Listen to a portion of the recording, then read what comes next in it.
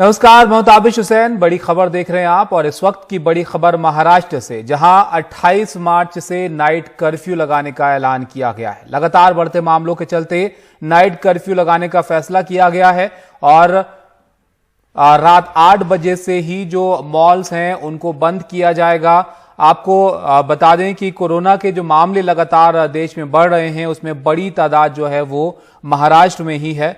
अगर 24 घंटे के मामले हम देखें तो 59,000 के करीब कोरोना के मामले पूरे देश में आए, जिसके 60% के करीब मामले सिर्फ महाराष्ट्र से करीब 36,000 देखने को मिले, जिसको देखते हुए ये फैसला यहां पर लिया गया है। अब 28 मार्च से महाराष्ट्र में नाइट कर्फ्यू होगा और लगातार जो मामले बढ़ रहे हैं उस पर रोक लग सके, इसलिए ये फैसला यहां पर लिया गया है और 28 मार्च से रात 8 बजे से ही जो मॉल हैं उनको बंद किया जाएगा। सुनील हमारे साथ जुड़ गए हैं इस पर ज्यादा जानकारी के लिए। सुनील, बताइए क्या पाबंदियां होंगी इस नाइट कर्फ्यू में और साथ ही महाराष्ट्र में कोरोना की स्थिति क्या है?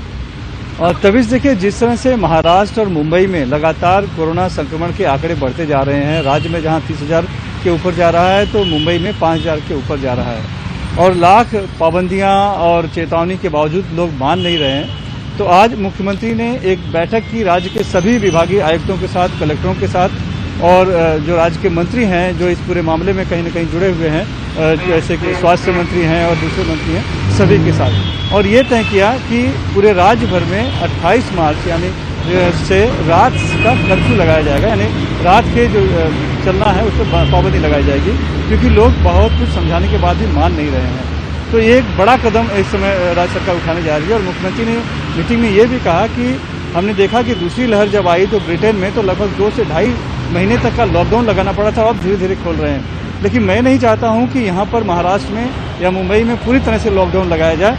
इसीलिए बहुत जरूरी है कि आम जनता भी सावधानी बरते, नियमों का पालन करें, और वरना एक दिन ऐसा आएगा जिस तरह से संख्या बढ़ रही है तो अभी तक तो हमारे पास व्यवस्था है कोविड सेंटरों की, इलाज कराने की, अस्पतालों की, लेकिन ऐसा न हो कि हमारे पास व्यवस्था ही कम हो जाए। और मान लीजिए हम कोविड सेंटर तो बढ़ा सकते हैं, व्यवस्था बढ़ा सकते हैं, लेकिन हम डॉक्टर और नर्स इतने कहाँ से लाएंगे? तो ऐसी स्थिति न उत्पन्न हो, इसीलिए रात का कर्फ्यू लगाना बहुत जरूरी है। तो उन्होंने रात के कर्फ्यू का ऐलान किया है कि 28 मार्च से लागू होगा, लेकिन वो क्या शर्तें होंगी, कौन कौन सी गाड़ियाँ उसमें इजाज़त मिलेगी, कौन सी सेवाओं को इजाज़त मिलेगी, कितने से कितने बजे तक होगा, ये आदेश पूरा आना अभी बाकी है, जो कि मदद और पुनर्वासन विभाग से आना है। वो अलग एक स्वतंत्र आदेश आएगा, तब उसके बारे में मैं विशेष से बता पाऊंगा। लेकिन फिलहाल ये है कि बड़ी खबर यह है कि कोरोना का संक्रमण जिस तरह से राज्य में बढ़ रहा है, मुंबई में बढ़ रहा है, तो राज्य सरकार ने, मुख्यमंत्री ने आज आदेश दे दिया है कि 28 मार्च की रात से रात का कर्फ्यू पूरे राज्य में लागू किया जाएगा, जिसमें कि मुंबई भी शामिल है। शुक्रिया सुनील आपका सब जानकारी के लिए। तो कोरोना के मामले जिस रफ्तार से बढ़ रहे हैं वो और ज्यादा ना बढ़े, इसको देखते हुए यहाँ पर यह फैसला किया गया है कि 28 मार्च से महाराष्ट्र में नाइट कर्फ्यू होगा और रात 8 बजे से जो मॉल है उनको बंद किया जाएगा। लगातार आपको बताएं कि महाराष्ट्र में सबसे ज्यादा पूरे देश में कोरोना के नए मामले देखने को मिल रहे थे, जिसके बाद लोगों से लगातार अपील की जा रही थी कि वो एहतियात बरतें और अब ये फैसला यहां पर किया गया है। और अब बात पीएम मोदी के बांग्लादेश दौरे की। बांग्लादेश निर्माण के स्वर्ण जयंती समारोह में पहुंचे पीएम मोदी ने कहा कि भारत और बांग्लादेश की मैत्री चिरंजीवी रहे। इस दौरे के पहले दिन लगातार ऐसे लम्हे आए जिनमें दिखा ये रिश्ता कितना अहम है और दोनों देश इसे कितनी अहमियत देते हैं।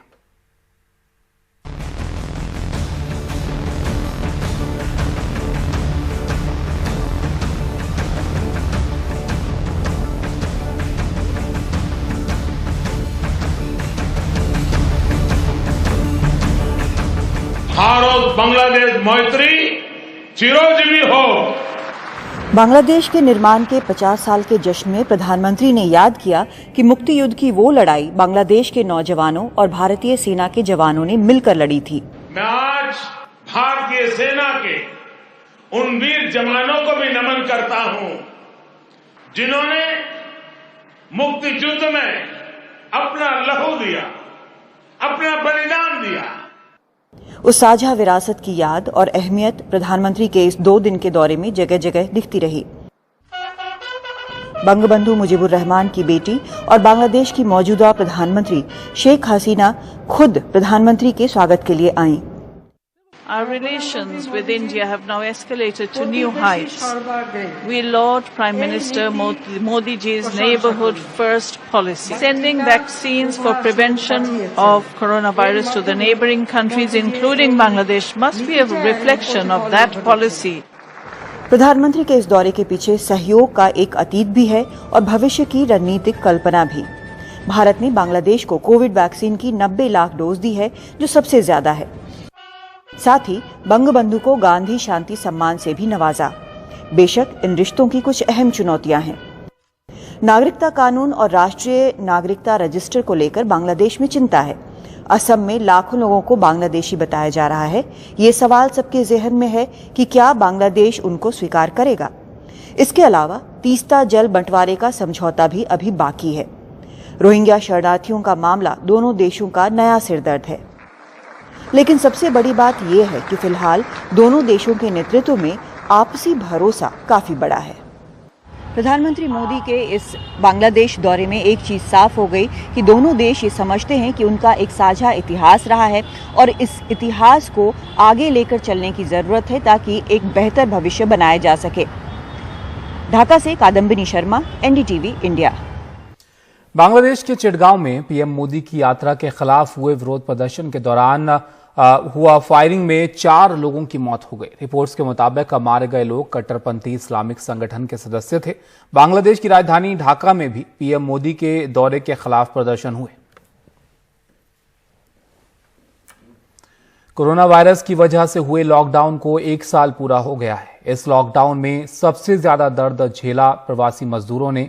फिल्मकार विनोद कापड़ी भी दिल्ली से बिहार तक 7 प्रवासी मजदूरों के साथ 1232 किलोमीटर चलकर गए और उनकी कहानी को 86 मिनट की एक डॉक्यूमेंट्री में पिरोला है। इस डॉक्यूमेंट्री की स्क्रीनिंग भी विनोद कापड़ी ने इन मजदूरों के साथ ही की।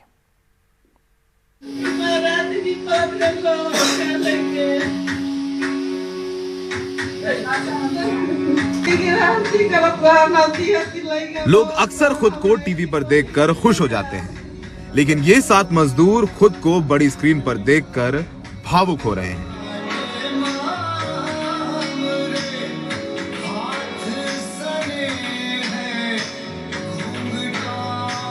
उनतीस साल के मुकेश पिछले साल खुद के साथ हुए वाकयों को याद करके सिहर उठते हैं। मुकेश कहते हैं कि पिछले साल दिल्ली से उनके गांव सहरसा तक पहुंचने में इतनी तकलीफ हुई कि अब वो दिल्ली कभी वापस नहीं आएंगे।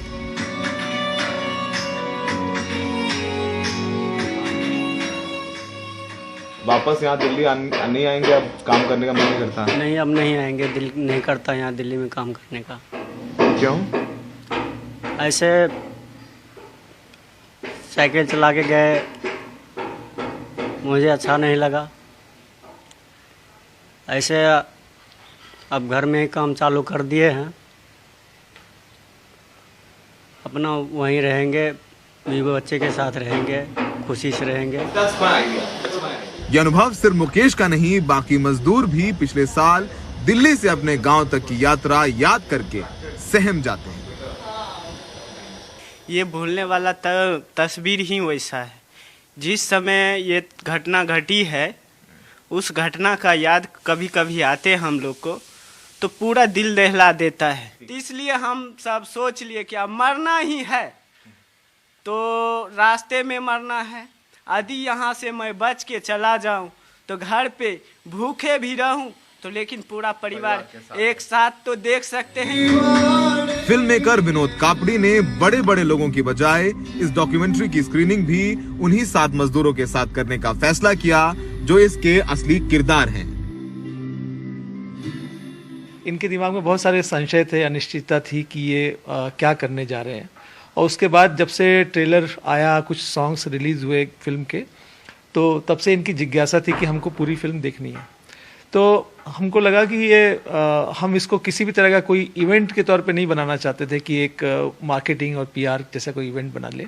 हमको लगा कि ये पूरी यात्रा बहुत ही निजी यात्रा थी, इनकी निजी यात्रा थी और उनके साथ हम दोनों की भी, हमारी भी टीम की भी निजी यात्रा थी। तो उसको हम लोग बड़ा पर्सनल रखना चाहते थे और इसीलिए हम लोगों ने सोचा कि सब कुछ घर पे ही रखें। हम लोग जो है 20-25 दिन से ऐसे ही रह रहे हैं। इस फिल्म में एक दृश्य है जिसमें मजदूरों को ऐसी रोटी दी जाती है जिसे कुत्ता भी नहीं खाता। ये डॉक्यूमेंट्री उन लाखों मजदूरों की तकलीफ बताती है जो लॉकडाउन में हजारों मील पैदल साइकिल से पुलिस की लाठी खाते हुए अपने गांव पहुंचे। ये डॉक्यूमेंट्री हॉटस्टार पर उपलब्ध है। अब मरना है तो रास्ते में मरना है, यदि बच गए तो घर जाएंगे, नहीं तो मर जाएंगे तो रास्ते में रह जाएंगे। डिजिटल युग में सबके पास टीवी है और फोन है, लेकिन जो ये मजदूर आपको दिख रहे हैं, जो यहाँ पर विनोद जी के साथ बैठे हैं और वो डॉक्यूमेंट्री देख रहे हैं, इनमें से एक के पास टीवी है, बाकी किसी के पास टीवी नहीं।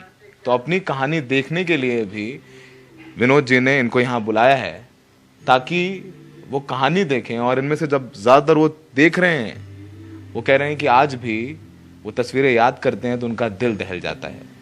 तो ये कहानी इनकी नहीं है, उन लाखों मजदूरों की है जो कई महीनों तक सड़क पर नंगे पैर चले, पानी के अंदर से नदियां पार करी और बड़ी मुश्किल के साथ अपने घर पहुंचे। और कुछ वापस आ गए और कुछ अब कभी वापस नहीं आना चाहते।